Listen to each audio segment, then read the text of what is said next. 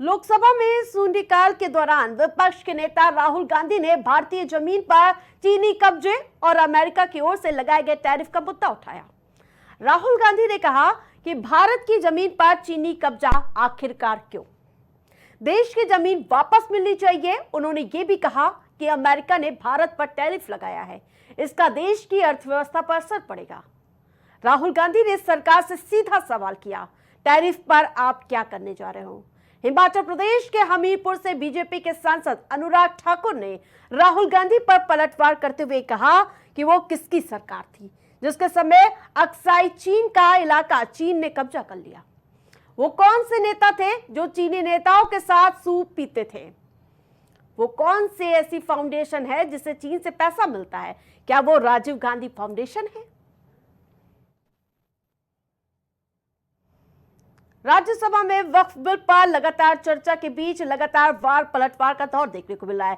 चर्चा की शुरुआत कर्नाटक से सामने आई, जहां कांग्रेस के सांसद सैयद नसीर हुसैन ने इसकी चर्चा की शुरुआत की। उन्होंने लोकसभा में गृह मंत्री के 1995 के बिल और 2013 के संशोधन को लेकर बयान का जिक्र कर उनसे पूछना चाहा कि तब आपने क्यों इस बिल का समर्थन किया था। नसीर हुसैन को बीच में रोकते हुए गृह मंत्री अमित शाह ने कहा कि 2013 के संशोधन में इन्होंने कोर्ट जाने का प्रावधान रखा ही नहीं।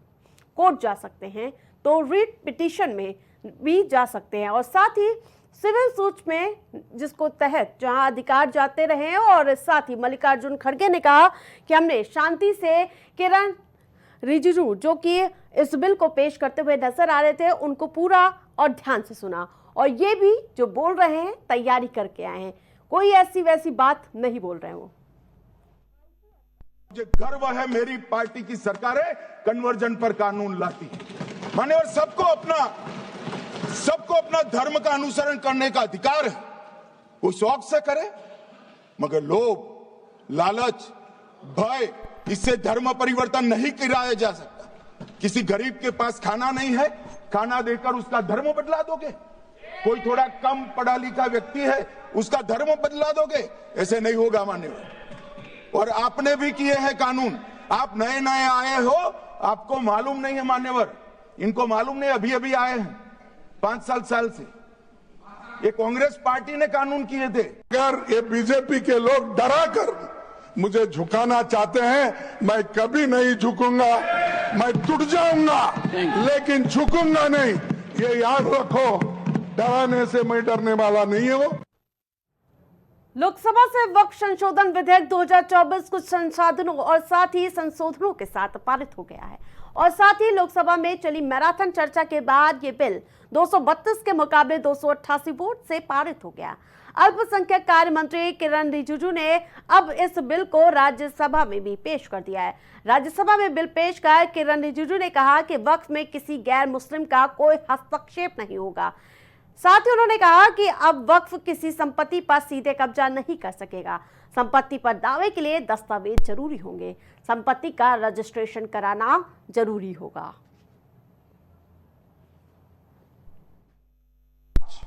2014 में कमेटी 13 में गठन हुआ और पारित हुआ दोनों सदनों में।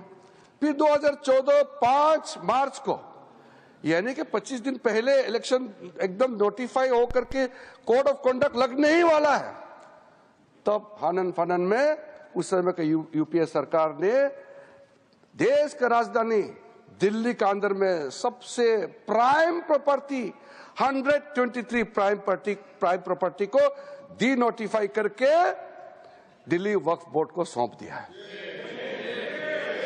ये प्रॉपर्टी किस मिनिस्ट्री में आता था? Housing and urban affairs ministry का अंदर में आता है।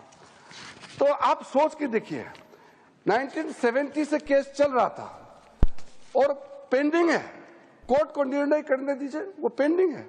और ये सीजीओ कॉम्प्लेक्स वगैरह आप नाम सुनेंगे, लिस्ट बाद में मैं दे दूंगा। ऐसा प्राइम प्रॉपर्टी 123 प्रॉपर्टी को सीधा एक झटके में आपने